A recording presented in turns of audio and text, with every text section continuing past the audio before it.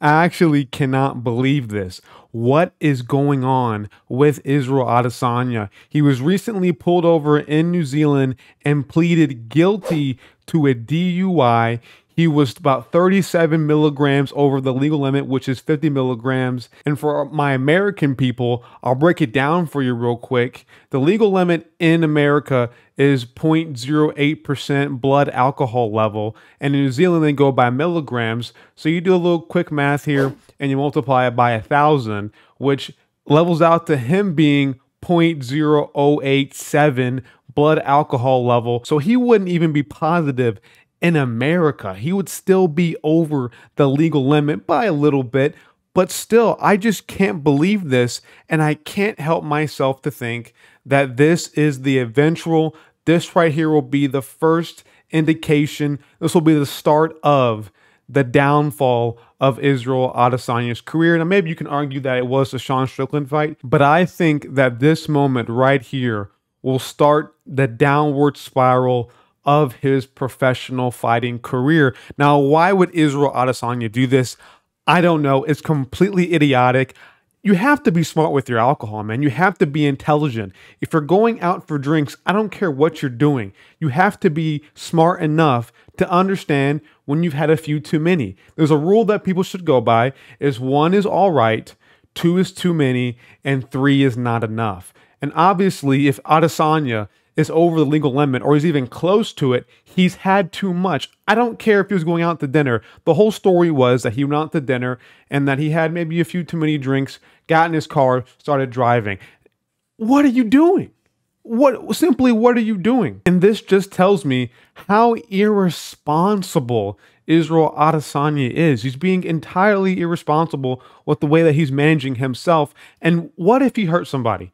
What if he went out in his car and he hit somebody, maybe a pregnant lady, who knows, but maybe he hit somebody and he seriously hurt them and God forbid he ended their life?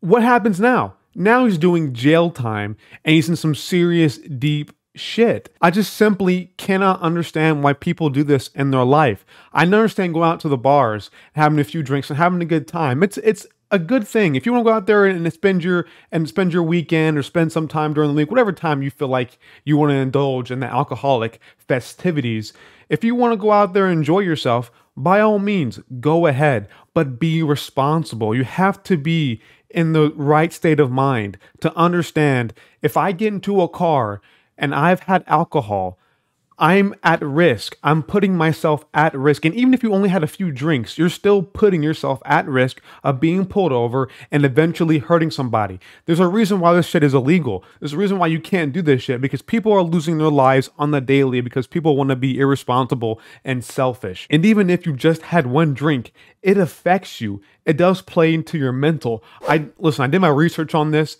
and like even at 0.02%, your mood changes. Like you get a bit euphoric, you get a bit warm, like you know when the alcohol is hitting you, and you have to be responsible. And if you're going out there and you're drinking, going to a party, going to a bar, going to dinner and having drinks, you have to understand your limit and you have to know how to handle your alcohol. And you gotta know when you're at the point where if you're getting into a car, you're putting yourself and other people at risk. And if you aren't experienced with alcohol, don't drink when you're out. You have to understand, just even having 1 or 2 drinks, depending on what you have, even a beer, it can alter your judgment. It can make you do things that you wouldn't typically do when you're sober. And especially when you have more than just a couple drinks and you start really feeling it, you're going to have a really bad sense of judgment. You're going to do things that you wouldn't do. You would come out of your character.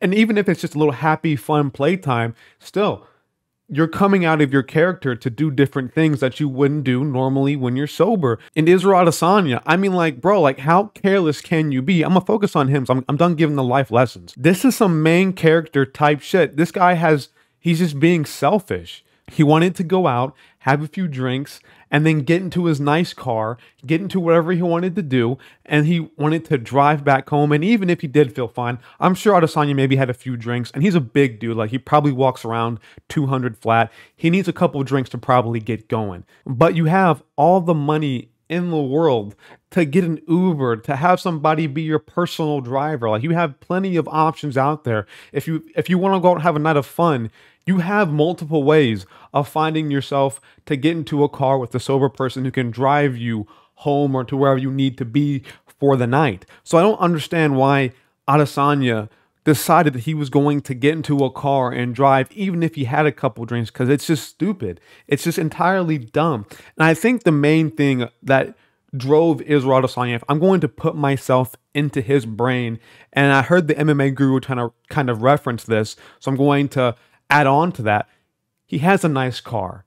He has a really nice car. And people who have really nice cars, they don't want other people driving their nice car, because if it gets wrecked, then now you're pissed because you at least are in control of your car. And if you do get into a crash, it's your fault. But if somebody else is driving your nice Lamborghini and they crash it, in the back of your brain, you're like, okay, I could have prevented this if only I was driving the car. So what my guess is that Israel Adesanya was like, I had a couple drinks, but I don't want some random guy, driving my Lamborghini. Well, I don't want to get into an Uber and leave my Lamborghini at a restaurant. I don't want to leave my super nice, expensive car somewhere out in the open where people can, get on it and take pictures, try to break into it, try to steal it. He was more so probably worried about his car than about his life. But then again, when you're Israel Adesanya, why can't you just pay somebody?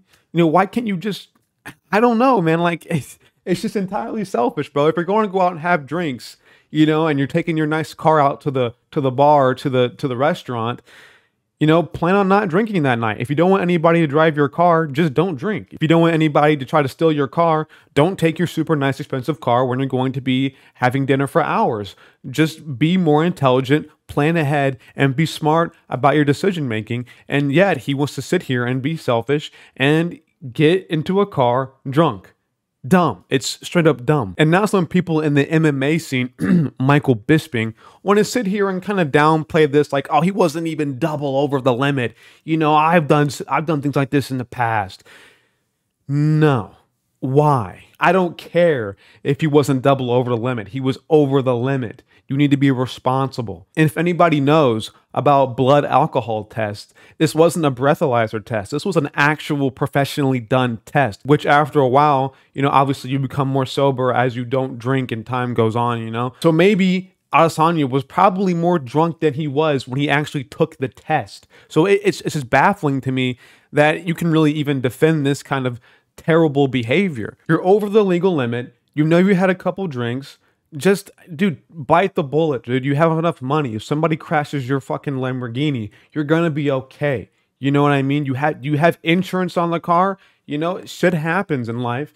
But if you don't want your Lamborghini, if you don't want your nice expensive car to get crashed or to have something happen to it, don't take it out for the night. You should only be taking your expensive car out when you want to go for a little joyride and you want to have a little good time, in the summertime with the top down. You just want to ride around for a little bit, but don't be taking it to places where you're worried about something happening to it and then getting drunk on top of that. And now you put yourself in a huge situation. And guess what happened? You ended up making the bad judgment call because you were under the influence, because being under the influence, guess what it does? It impairs your judgment. So you made a bad judgment call, got in your car, got drunk while you were drunk, and then decided to drive with it. And guess what? Obviously, you were drunk enough to the point where the officer was like, that guy is probably intoxicated. So they pulled you over. And guess what? You probably seemed drunk to them. So step out the car. They probably gave you a breathalyzer test. Then you probably failed that. And they probably took you in the back of the cop car, took you all the way down to the police department,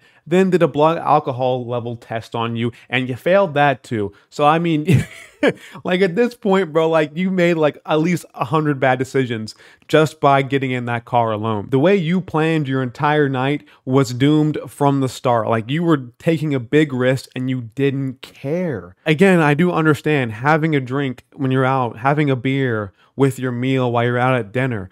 But you need to be responsible. If you're going to have more than one drink, plan something out. If you're thinking about having more than one drink before you even go to dinner, if you're just planning on drinking in general while you're going out to dinner, have a backup plan, man. Just have something in order in case you want to have a few more drinks and you're feeling like you're having a good night. Now, if I'm being totally honest with you, Adesanya got lucky. He is so lucky that this is the only thing that happened to him, that he got pulled over and got a DUI. This is the best outcome possible for him. Hitting someone and possibly injuring them again would be the worst outcome. Unaliving them would be terrible, and he would be in jail for years. And then guess what? Now we have a Henry Ruggs 2.0, which if you don't know the story about that guy, look him up. Former NFL player, Vegas Raider player, and he pretty much ruined his own career because he wanted to have a fun night in his fast car. And the same thing can be said for Adesanya, but he got lucky and he didn't do what Henry Ruggs did. I just really despise Michael Bisping for sitting here and trying to downplay this like this isn't a big deal. Like, I'm not going to shit on the guy because he wasn't double over the limit. Like, what are you talking about? This dude just did something that was terrible. And it's like we have to defend these guys. Like, we have to defend John Jones because he's a beast in the octagon. We have to defend Israel Adesanya. I mean, Jeff Neal had a DUI. There's been plenty of fighters who've had a DUI in the UFC, and we just refuse to shit on these guys because we don't want to be the bad person, because we want to maintain our relationships with these fighters. You have to be able to call them out and give them some sort of realism. If you sit here and pander to these guys, they're going to keep making the same bad and awful mistakes, and eventually we're going to have some really bad thing happen with one of these fighters where something like this, where somebody's driving drunk, might not end in just in a DUI and it's a day, it's a fine, it's staying in jail for the night. It might end in something just completely worse, and we're not sitting here and criticizing these fighters for it because we want to be Mr. Nice Guy, Michael Bisping. We want to maintain our relationships and our interview and our popularity because maybe we don't really even care about these issues, Michael. Like, I just don't understand, man. Like, we can't sit here and keep defending these fighters when they make bad decisions. We have to call it out and criticize them for making bad decisions. And we have to make sure that when they do good things, we call out the good things. You know what I mean? We have to keep it even on both sides. If a fighter does something great, then they deserve to be praised for it.